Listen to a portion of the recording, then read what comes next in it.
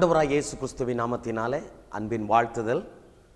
பிரியமான தேவனுடைய பிள்ளைகளே, கர்த்தருடைய வேத வசனத்தை தியானிப்பதும் கர்த்தருடைய வேத வசனத்தை வாசிப்பதும் கர்த்தருடைய வேத வசனத்தை கேட்பதும் எவ்வளவு பாக்கியம் தெரியுமா? வெளிப்படுத்தின விசேஷம் 1ஆம் அதிகாரம் 3வது வசனம் எப்படி சொல்லுகிறது? இந்த தீர்க்க தரிசன புத்தகத்தை வாசிக்கிறவனும் கேட்கிறவனும் இதில் எழுதியிருக்கிறவர்களை கைக்கொள்கிறவனும் பாக்கியவான். சங்கீதம் 1-2-3 வசனங்களை வாசிக்கும் போது கர்த்தருடைய வேதத்தில் இரவும் பகலும் தியானமாய் இருக்கிற மனுஷன் பாக்கியவான். கர்த்தருடைய வார்த்தையை தியானிக்கிற நீங்களும் பாக்கியவான்கள்.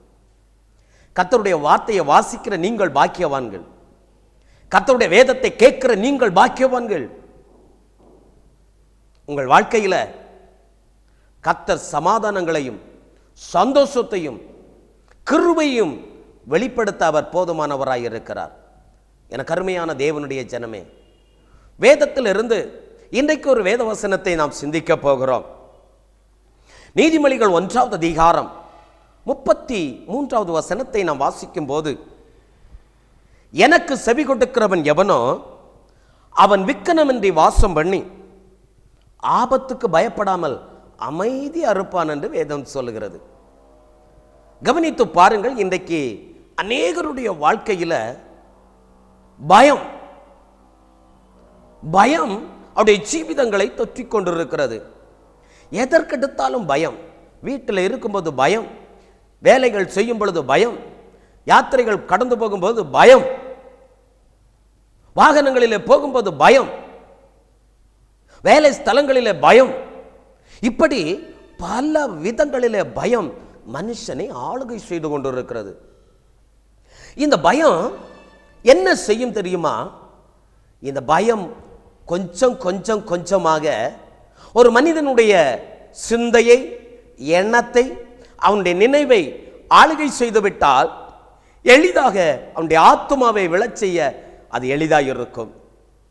அந்த ஆத்துமா பயத்தினாலே விழுந்து விட்டன் என்றால், கவனிங்கள் தேவனுடைய ஜனமே, பின்பு அந்த பயத்தினாலே அந்த ஆத்துமா அழிந்து போகிறதா இருக்கிறது. வெளிப்படுத்தல் 21வது அதிகாரம் 8வது வசனம் என்ன சொல்கிறது? பயப்படுகிறவர்களும் அவிவிசுவாசிகளும் இன்னும் அநேகரை குறித்து சொல்லிவிட்டு அவர்கள் 2ஆம் மரணமாகிய அக்னியும் கந்தகமும் எரிகிற கடலிலே போவார்கள் என்று எழுதப்பட்டிருக்கிறது. அப்படியானால் இந்த உலகத்தில் பயப்படுகிறவர்கள் யார் யார் பயப்படுகிறார்கள்? வேதத்தை சற்று நிதானித்து பார்க்கும்போது, வாசித்து தியானித்து பார்க்கும்போது, யார் கர்த்தருடைய வார்த்தைக்கு கீழ்ப்படியவில்லையோ, யார் கர்த்தருடைய வசனத்துக்கு கீழ்ப்படியவில்லையோ, யார் தேவனுடைய வார்த்தையை சிந்திக்கவில்லையோ, யார் தேவனுடைய வார்த்தைக்கு செவி கொடாமல் தன் இஷ்டம் போல அலைந்து திரிகிறார்களோ, அவருடைய வாழ்க்கையில் பயம் தொற்றிக் கொள்ளுகிறது. அவருடைய ஜீவிதங்களை பயம் தொற்றிக் கொள்ளுகிறது. அலறுகிறவர்களாய் இருக்கிறார்கள். இரவு நேரங்களில் தூங்கிக் கொண்டிருப்பார்கள், அலறி எந்திரிப்பார்கள். ஏன்? பயம். சொப்பனத்தை பார்த்து பயம், ஏதோ பிசாசு வந்து ஏதோ பண்றது போல பயம். தேவனுடைய ஜனமே, அன்னைக்கு சீசர்கள் கூட கடலிலே பிரயாணம் பண்ணி கொண்டிருக்கும் போது பயந்தார்கள். பெரிய காற்று வீசுகிறது, கடல் கொந்தளித்து கப்பலிலே மோதுகிறது. இயேசுவினிடத்தில் போய் கேட்கிறார்கள், இயேசுவே மடிந்து போகிறோம், நாங்கள் மரிக்க போகிறோம், உமக்கு கவலை இல்லையா? பயம், மரித்து விடுவேன் என்ற பயம். ஏன் அந்த பயம் தேவ பிள்ளைகளுக்கு வருகிறது? ஏன் அந்த பயம் தேவ பிள்ளைகளுடைய ஜீவிதத்தை ஆளுகை செய்கிறது? கவனிக்க வேண்டும். தேவனுடைய ஜனம்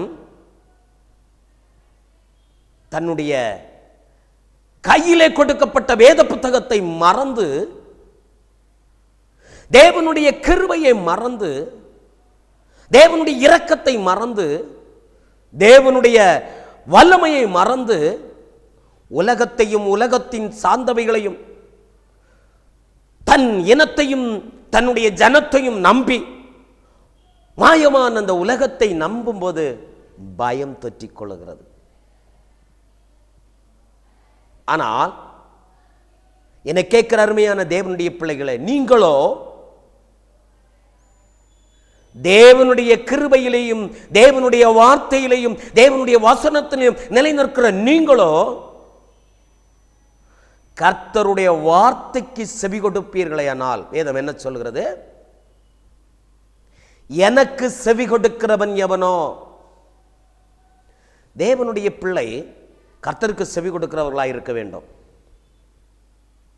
இன்னைக்கு அநேகர் தேவனுடைய ஆலயத்துக்கு போவார்கள், ஆராதிப்பார்கள், பிரசங்கிக்கிற வார்த்தைகளை கேட்பார்கள். தேவனுடைய ஆலயத்தை விட்டு வெளியே வந்துட்டா போதும், இன்னைக்கு என்ன பிரசங்கம்னு கேட்டால் தெரியாது. ஏன்னா அதில் ஈடுபாடு இல்லை.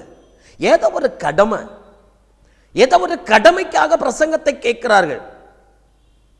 ஊழியக்காரர்கள் பல மணி நேரங்கள், பல நாட்கள் கர்த்தருடைய சமூகத்தில் காத்து கிடந்து ஒவ்வொரு வேத வசனங்களாய் பொறுக்கி எடுத்து தேவ சமூகத்தில், ஆண்டவரே இந்த ஜனங்களுக்கு நான் சொல்ல போகிற வார்த்தைகள் உடைய ஜீவிதங்களில் நன்மைகளை கொண்டு வர வேண்டுமே, ஆசீர்வாதங்களை கொண்டு வர வேண்டுமே, கீழ்ப்படிதலை கொண்டு வர வேண்டுமே, கர்த்தருக்கு பயப்படுகிற பயத்தை கொண்டு வர வேண்டுமே என்று பயந்து நடுங்கி கர்த்தரிடத்தில் கேட்டு கேட்டு ஒவ்வொரு நாளும் அவர்கள் பண்ணுகிற பிரசங்கம் எளிதாய் தேவனுடைய பிள்ளைகள் என்று சொல்லுகிற விசுவாச கூட்டத்தார் அழகாய் ஆலயத்திலே வந்திருந்து ஆராதிப்பார்கள், எல்லாத்திலையும் செய்வார்கள். பிரசங்கம் ஆரம்பித்த உடனே தூங்க ஆரம்பித்து விடுவார்கள். அவர் என்ன பிரசங்கிக்கிறார், அவர் என்ன வார்த்தைகளை சொல்லுகிறார் கேட்பது இல்லை. வெளியே வந்து நான் ஆலயத்துக்கு போனேன், நான் ஆராதனைக்கு போகிறேன், எனக்கு ஆசீர்வாதம் இல்லை, எனக்கு ஆசீர்வாதம் இல்லை. எப்படி வரும்? தேவனுடைய வார்த்தையை கேட்க மனமில்லை, தேவனுடைய வசனத்துக்கு கீழ்ப்படிய மனமில்லை, தேவனுடைய வசனத்தை கேட்க மனமில்லை. எப்படி ஒரு தேவனுடைய பிள்ளையினுடைய வாழ்க்கையில் ஆசீர்வாதம் வரும்? கர்த்தர் சொல்லுகிறார், எனக்கு செவி கொடுக்கிறவன் எவனோ. கர்த்தருக்கு செவி கொடுங்க. பிரசங்கிக்கிற வார்த்தை ஒரு தனிப்பட்ட மனிதனுடைய வார்த்தை அல்ல, அல்லது பிரசங்கிக்கிற பிரசங்கியாருடைய வார்த்தை அல்ல. தேவஜனமே, அது தேவனுடைய வார்த்தை. அது யார் பிரசங்கித்தாலும் சரி, அது தேவனுடைய வார்த்தை. அந்த தேவனுடைய வார்த்தை என்று நீ விசுவாசிப்பாயானால், அந்த தேவனுடைய வசனம் என்பதை நீ விசுவாசிப்பாயானால், உன்னுடைய வாழ்க்கையில் இருக்கிற பயத்தை மாற்றி போட என் ஆண்டவர் வல்லவராய் இருக்கிறார். பிரசங்கிக்கிற மனிதனை நீ பார்க்காதே, பிரசங்கிக்கிற வார்த்தைகளை கவனி. என்ன வார்த்தைகள் புறப்படுகிறது, என்ன வார்த்தைகளை தேவனாகிய கர்த்தர் எனக்காக பேசுகிறார், இந்த வார்த்தைகளினாலே என் தேவன் என்னோடு பேச விரும்புகிறது என்ன, இந்த வார்த்தைகளினாலே தேவன் என்னோடு இடைபெட விரும்புகிறது என்ன, இந்த வார்த்தைகளினாலே எனக்கு என்ன பிரயோஜனம் என்று சொல்லி தேவ ஜனங்கள் சிந்திக்க வேண்டும். தேவ ஜனங்கள் சற்று அலசி ஆராய்ந்து பார்க்க வேண்டும். இன்னைக்கு கொடுக்கப்பட்ட வார்த்தையினாலே எனக்கு என்ன பிரயோஜனம், என் குடும்பத்துக்கு என்ன பிரயோஜனம், என் வாழ்க்கைக்கு என்ன பிரயோஜனம், என் ஆவிக்குரிய வாழ்க்கைக்கு என்ன பிரயோஜனம், அலசி ஆராய்ந்து பாருங்கள். தேவனுடைய பிள்ளைகள் தேவனுடைய ஆலயத்துக்கு கடந்து போகும் பொழுது ஒரு டைரி, ஒரு பெண்ணு கொண்டு போங்க, எழுதுங்க, வசனத்தை எழுதுங்க. வீட்டில் வந்து உட்கார்ந்து இருந்து அவர் சொன்ன வசனத்தை திரும்ப வாசித்து பாருங்கள். ஊழியர்கள் உங்களுக்காய் பிரசங்கிக்கிற வார்த்தைகளை திரும்ப நீங்கள் எடுத்து வாசித்து பாருங்கள்.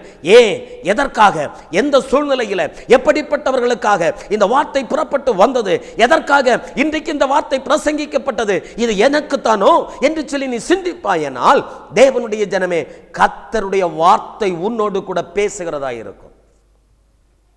ஏனென்றால் இந்த வார்த்தையிலே ஜீவன் உண்டு. இது ஏதோ ஒரு பிரஸ்ல உருவேற்றப்பட்ட ஒரு எழுத்துக்கள் அல்ல. இந்த வேத வசனத்தை வாசிக்கும் பொழுது அதிலிருந்து ஜீவன் புறப்படுகிறது. ஏனென்றால் வேதம் என்ன சொல்கிறது, அவர் தம்முடைய வார்த்தையை அனுப்பி அவர்களை குணமாக்குகிறார். இது வார்த்தை, தேவனுடைய வார்த்தை. கவனிக்க வேண்டும் தேவனுடைய ஜனமே. இந்த வார்த்தைகளை தேவ ஊழியக்காரர்கள் பிரசங்கிக்கிற வேளையில் இந்த வசனம் அநேகருடைய இருதயத்தில், அநேகருடைய ஜீவிதத்தில், அநேகருடைய சரீரத்தில் ஊடுருவி சென்று அவர்களுடைய வாழ்க்கையில் மாற்றத்தை உண்டு பண்ணுகிறதா இருக்கிறது. ஜீவிதத்தை புரட்டி போடுகிறது. காரணம் என்ன? இந்த வார்த்தையிலே ஜீவன் உண்டு. ஏதோ கடமைக்காய் எழுதப்பட்ட வார்த்தை அல்ல. இது ஏதோ ஒரு பிரஸ்ஸில் உருவாக்கப்பட்ட வார்த்தை அல்ல. இந்த வார்த்தையிலே ஜீவன் இருக்கிறபடியினாலே, இந்த வார்த்தையிலே ஜீவன் இருக்கிறபடியினாலே இந்த ஜீவன் புறப்பட்டு வேத வார்த்தையாய் வசனமாய் புறப்பட்டு ஒவ்வொருவருடைய ஜீவிதங்களிலேயும் ஒவ்வொருவருடைய வாழ்க்கையிலேயும் வெளிப்படுகிறதுனால அந்த ஆசீர்வாதங்கள் வாழ்க்கையை புரட்டி போடுகிறதா இருக்கிறது. ஆக தேவனுடைய வார்த்தையை கேட்கிற தேவனுடைய பிள்ளைகள், தேவனுடைய வசனத்தை ஆராய்ந்து பார்க்கிற தேவனுடைய பிள்ளைகள், தேவனுடைய வசனத்தை கேட்கிற தேவ பிள்ளைகள் ஆசீர்வதிக்கப்பட்டவர்கள். நீங்கள் ஆசீர்வதிக்கப்பட்டிருக்கிறீர்கள், நீங்கள் ஆசீர்வதிக்கப்பட்டவர்கள். ஏனென்றால் கர்த்தருக்கு நீங்கள் செவி கொடுக்கிறீர்கள். ஒரு ஊழியக்காரனுக்கு அல்ல, ஒரு மனுஷனுக்கு அல்ல, ஒரு சாதாரண ஒரு மனிதனுக்கு அல்ல. நீங்கள் செவி கொடுக்கிறது சகலத்தையும் உண்டாக்கின கர்த்தருக்கு, இந்த வானத்தை உண்டாக்கின கர்த்தருக்கு, இந்த பூமியை உண்டாக்கின கர்த்தருக்காக நீங்கள் செவி கொடுக்கிறபடியினால தேவனுடைய ஜனமே, உங்கள் வாழ்க்கையை கர்த்தர் பார்த்து கொண்டிருக்கிறார். வேதத்திலே வாசிக்கும் போது 2 நாளாகம புஸ்தகம் 7வது அதிகாரம் 14வது வசனத்தை இப்படி வாசிக்கிறோம். என் நாமம் தரிக்கப்பட்ட என் ஜனங்கள் தன்னை தாழ்த்தி ஜெபம் பண்ணி என் முகத்தை தேடி தங்கள் பொல்லாத வழிகளை விட்டு திரும்பினால் அப்பொழுது பரலோகத்தில் இருக்கிற நான் கேட்டு அவர்கள் பாவத்தை மன்னித்து அவர்கள் தேசத்துக்கு சேமத்தை உண்டு பண்ணுவேன். இந்த ஸ்தலத்திலே செய்யப்படும் ஜெபத்திற்கு என் கண்கள் திறந்தவைகளும் என் செவிகள் கேட்கிறவைகளுமாய் இருக்கிறது என்று சொல்லுகிறார். யாருக்கு கர்த்தர் செவி கொடுக்கிறார்? தேவனுடைய நாமம் தரிக்கப்பட்ட ஜனங்களுக்கு. என் நாமம் தரிக்கப்பட்ட என் ஜனங்கள். நாமம் என்றால் பெயர். ஒரு பிள்ளைக்கு தகப்பனுடைய இனிஷியலை வைப்பார்கள். அதன் நாமம் அதனுடைய நாமம். நாம் தேவனுடைய பிள்ளைகள். அருமையான தேவனுடைய ஜனமே, நாம் தேவனுடைய பிள்ளைகள். அப்பா பிதாவை என்று அழைக்கக்கூடிய புத்திர சுவிகாரத்தை கர்த்தர் நமக்கு தந்திருக்கிறார். நாம் அவருடைய பிள்ளைகள். அவருடைய நாமத்தை நாம் தரித்திருக்கிறோம். அவருடைய நாமம் நம்ம மேல் தரிக்கப்பட்டிருக்கிறது. பயப்பட வேண்டாம், சோர்ந்து போக வேண்டாம். அவருடைய நாமம் தரிக்கப்பட்டிருக்கிறபடியினால வேதம் என்ன சொல்லுற? அவர்கள் தங்களை தாழ்த்தி, தேவனுடைய நாமம் தரிக்கப்பட்ட ஜனம் தன்னை தாழ்த்தி ஜெபம் பண்ணி அவருடைய முகத்தை தேடி தங்கள் பொல்லாத வழிகளை விட்டு திரும்புவார்களேனால் அப்பொழுது பரலோகத்தில் இருக்கிற நான் கேட்டு அவர்கள் பாவத்தை மன்னித்து அவர்களுக்கு தேசத்துக்கு சேமத்தை கொடுப்பேன். எனக்கு அருமையான தேவனுடைய ஜனமே, எவ்வளவு பெரிய சத்தியம் பாருங்கள்.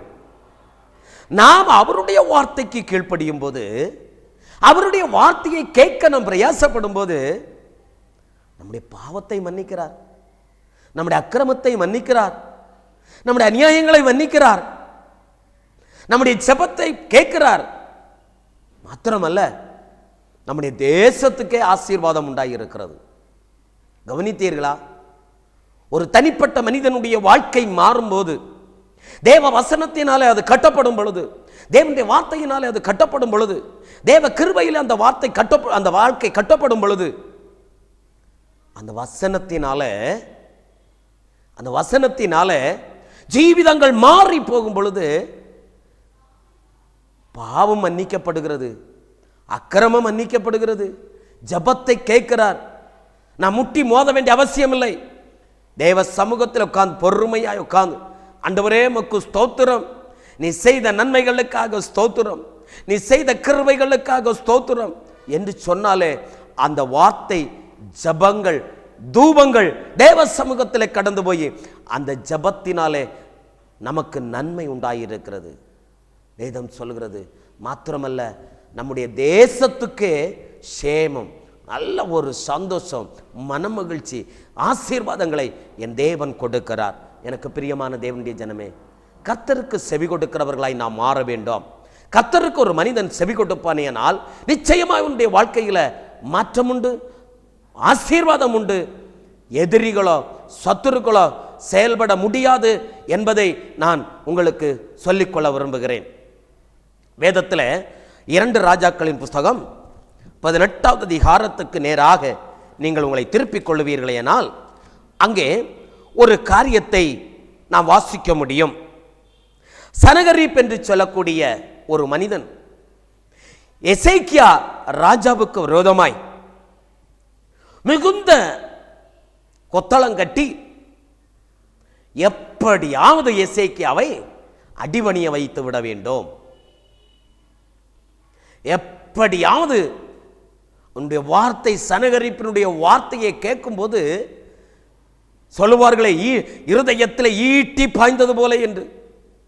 அதே போல சனகரிப் கொத்தளத்துக்கு வெளியே நின்று பேசுகிற ஒவ்வொரு வார்த்தைகளும் எசேக்கியாவுடைய காதுகளிலே கேட்கப்பட்டு கொண்டிருக்கிறது, தொனிக்கப்பட்டு கொண்டிருக்கிறது. கேட்டுக்கொண்டிருக்கும் போது உள்ளம் அழுது கொண்டிருக்கிறார், வேதனையோடு இருக்கிறார். ஆனாலும் தேவனுடைய ஜனமே, எசேக்கியா கொஞ்சமும் பயப்படவில்லை. ஏன் தெரியுமா? நான் ஆராதிக்கிற தேவன் இன்னார் என்பதை நான் அறிந்திருக்கிறேன், நான் ஆராதிக்கிறவர் இன்னார் என்பதை நான் அறிந்திருக்கிறேன், நான் பயப்பட மாட்டேன். நீ என்ன வேணும்னாலும் சொல்லு, மதில் சுவர் கோட்டை சுவரை நீ இடித்து போட்டாலும் எனக்கு பயமில்லை. ஏனென்றால் நான் ஆராதிக்கிற தேவன் இன்னார் என்பதை நான் அறிந்திருக்கிறேன். தானியேல் தீர்க்கதரிசியின் புஸ்தகத்தில் சாத்ராக், மேஷாக், ஆபேத்நேகோ என்று சொல்லக்கூடிய 3 வாலிபர்களை குறித்து வேதத்திலே வாசிக்கிறோம். நேபுகாத் நேச்சார் என்னும் ராஜா 60 முழ பெரிய சிலையை உருவாக்கி வைத்துவிட்டு சொல்லுகிறார், என் தேசத்தில் இருக்கிற எல்லாரும் இந்த சிலையை நமஸ்கரிக்க வேண்டும், இந்த சிலையை ஆராதிக்க வேண்டும். வாலிபர்களாகிய சாத்ராக், மேஷாக், ஆபேத்நேகோ சொல்லுகிறார்கள், முடியாது, முடியாது. உத்தியோகஸ்தர், ராஜாவினால் உத்தியோகத்தில் உயர்த்தப்பட்டவர்கள் சொல்லுகிறார்கள், ராஜா ஒரு வார்த்தை சொன்னால் போதும், அவர்களுடைய ஜீவிதங்கள் முடிந்து போகும். பயப்படல, பயமில்லை. என்ன நடந்தது? ராஜாவினுடைய கோபம் உக்கிரமாய் இருந்து 7 மடங்கு சூளை தீ உயர்த்தப்பட்ட பொழுதும் அவர்களுடைய வார்த்தை என்ன தெரியுமா? ராஜாவே, ஆராதிக்கிற விஷயத்தில், என் தேவனை ஆராதிக்கிற விஷயத்தில் நாங்கள் உமக்கு உத்தரவு சொல்ல முடியாது, வேண்டியதில்லை. ஒன்றை நீர் அறிந்து கொள்ள வேண்டும், ஒன்றை நீர் சிந்தித்துக் கொள்ள வேண்டும். நாங்கள் ஆராதிக்கிற தேவன் இன்னார் என்பதை நாங்கள் அறிந்திருக்கிறோம். எங்களை விடுவிக்க அவர் நல்லவர், எங்களை விடுவிக்க அவர் போதுமானவர், எங்களை விடுவிக்க அவர் வல்லமை உள்ளவராயிருக்கிறார். ஒரு வேளை அவர் விடுவிக்காமல் போனாலும் பரவாயில்லை, நாங்கள் எரிந்து சாம்பல் ஆகும் பொழுது தேவ சமூகத்தை நாங்கள் நாடி இருப்போம். பிரியமான தேவனுடைய ஜனமே, எவ்வளவு பெரிய வைராக்கியம் பார்த்தீர்களா? அவருடைய ஜீவிதங்களில் எவ்வளவு பெரிய நன்மைகள் உண்டாயிருக்கிறது. தீயிலே போடப்பட்டார்கள், அக்னியிலே போடப்பட்டார்கள். ஆனால் அக்னியின் மனம் வீசப்படவில்லை, அவர்கள் வஸ்திரங்கள் எரிந்து போகவில்லை, அவருடைய தலைமுடி வெந்து போகவில்லை, தப்புவிக்கப்பட்டார்கள். எங்க 2 ராஜாக்களின் புஸ்தகத்தில் வாசிக்கிறோம், எசேக்கியா ரத்சாக்கேயுடைய வார்த்தைக்கோ சனகரிப்பினுடைய வார்த்தைக்கோ செவி கொடுக்கவில்லை. ஆனால் அவன் என்ன செய்தான் தெரியுமா? கர்த்தரை அவன் நம்பி இருந்தான். அவன் கர்த்தரை நம்பி இருந்தபடியினால எதை குறித்தும் அவன் பயப்படவில்லை. ஏசாயா 36வது அதிகாரத்திலே நாம் வாசிக்கும் போது இப்படி எழுதப்பட்டிருக்கிறது. அங்கே சனகரிப் ஒரு பெரிய ஒரு கடிதத்தை கொடுத்து அனுப்புகிறான். இந்த கடிதத்தை வாங்கி கொண்டு எசேக்கியாவினிடத்தில் கொடுக்கிறார்கள். எசேக்கியா வாசித்து பார்த்துவிட்டு, உண்மைதான் ஆண்டவரே, இந்த சனகரிப்பு எழுதியிருக்கிற வார்த்தைகள் எல்லாம் உண்மைகள் ஆண்டவரே, ஆனால் அவர் நான் ஆராதிக்கிற ஆண்டவர் உண்மை உள்ளவர் என்பதை நான் அறிந்திருக்கிறேனே. கர்த்தாவே, நீரே இவரைகளை பார்த்து கொள்ளும், நீரேவைகளை பார்த்து கொள்ளும் என்று சொல்லி தேவனுடைய சமூகத்தில் சனகரி அனுப்பின கடிதத்தை வைத்தான். என்ன நடந்தது? கர்த்தர் சொன்னார், போ, நீ யுத்தத்துக்கு போ, இன்றைக்கு அவர்களோடு நான் யுத்தம் செய்வேன், இன்றைக்கு அவர்களோடு கூட நான் யுத்தம் செய்வேன் என்று சொல்லி அன்றைக்கு ராத்திரியில ஒரே ஒரு தூதன் புறப்பட்டு வந்து 1,85,000 பலத்த இராணுவ வீரர்களை கொன்று குவித்து எசேக்கியா ராஜாவுக்கு சமாதானத்தையும் சந்தோஷத்தையும் கொடுத்து விடுதலையும் கொடுத்தார். அந்த ஆண்டவரை தான் நீங்களும் நானும் ஆராதித்துக் கொண்டிருக்கிறோம். சனகரிப்பினுடைய வார்த்தைக்கு அவன் கீழ்ப்படியவில்லை, ரத்சாக்கேயுடைய வார்த்தைக்கு அவன் இணங்கி போகவில்லை. தேவனுடைய வார்த்தையை நம்பி இருந்தான், தேவனுக்கு செவி கொடுத்தார், கர்த்தருக்கு செவி கொடுத்தார். கர்த்தர் எசேக்கியாவை தப்புவித்தார். எனக்கு பிரியமான தேவனுடைய ஜனமே, உங்கள் வாழ்க்கையில கர்த்தருக்கு பயப்படுகிற பயம் இருக்கிறதா? கர்த்தருக்கு செவி கொடுக்கிற நிலைமை உங்கள் வாழ்க்கையில இருக்கிறதா என்பதை சிந்தித்து பாருங்கள். தேவ வசனத்துக்கு கீழ்ப்படிந்து, தேவனுடைய வார்த்தைக்கு கீழ்ப்படிந்து, தேவ கிருபையிலே வளர நீங்கள் உங்களை அர்ப்பணிப்பீர்களேயானால் நிச்சயமாய் எசேக்கியாவை விடுதலையாக்கின ஆண்டவர் ஒரே ஒரு தூதனை அனுப்பி தூதர்களை சங்கரித்து எசேக்கியாவை விடுதலையாக்கின ஆண்டவர் உங்களையும் விடுதலையாக்க வல்லவராயிருக்கிறார். உங்கள் வாழ்க்கையில் மேன்மை உண்டாயிருக்கும், சமாதானம் உண்டாயிருக்கும், நிறைவான சந்தோஷத்தை தருவார். பயம் உங்களை விட்டு எடுபட்டு போகும். கர்த்தருக்கு செவி கொடுங்கள், கர்த்தர் உங்களை ஆசீர்வதிப்பாராக. நாம் செபிக்கலாமா? அன்பின் பரலோக பிதாவே, கிருபை உள்ள ஆண்டவரே, மனமகிழ்ச்சியும் ஆசீர்வாதமுமான இந்த பொழுதுல நன்றியோடு துதித்து உம்முடைய நாமத்தை மகிமைப்படுத்துகிறோம் அப்பா. இந்த நல்ல வேளையில் ஆண்டவரே, எனக்கு செவி கொடுக்கிறவன் எவனோ அவன் வெட்கனமின்றி வாசம் பண்ணி ஆபத்துக்கு பயப்படாமல் அமைதியாயிருப்பான் என்று சொன்ன வார்த்தையின்படியாக தேவ சமூகத்தில் கர்த்தரை நம்பி கர்த்தருக்காக தன்னுடைய வாழ்க்கையை அர்ப்பணித்திருக்கிற எல்லா தேவ பிள்ளைகளின் மேலும் தேவ கிருபை வெளிப்படட்டும். எசேக்கியா கர்த்தருக்கு மாத்திரம் பயந்தபடியினால கர்த்தர் அவனை விடுதலையாக்கினீர் என்று வேதத்திலே வாசிக்கிறோமே. அப்படியாக கர்த்தர் அருமையான பிள்ளைகளை விடுதலையாக்கும், ஆசீர்வதிக்கும், தடைகள் எல்லாவற்றையும் மாற்றி போடும். இயேசுவின் நாமத்தில் செபிக்கிறேன் ஜீவனுள்ள நல்ல பிதாவே, ஆமென். பிரியமான தேவனுடைய ஜனமே, கர்த்தர் உங்களை ஆசீர்வதிப்பார், நன்மையினால நிரப்புவார். சந்தோஷமாயிருங்கள். கர்த்தர் உங்களை பலப்படுத்துவாராக.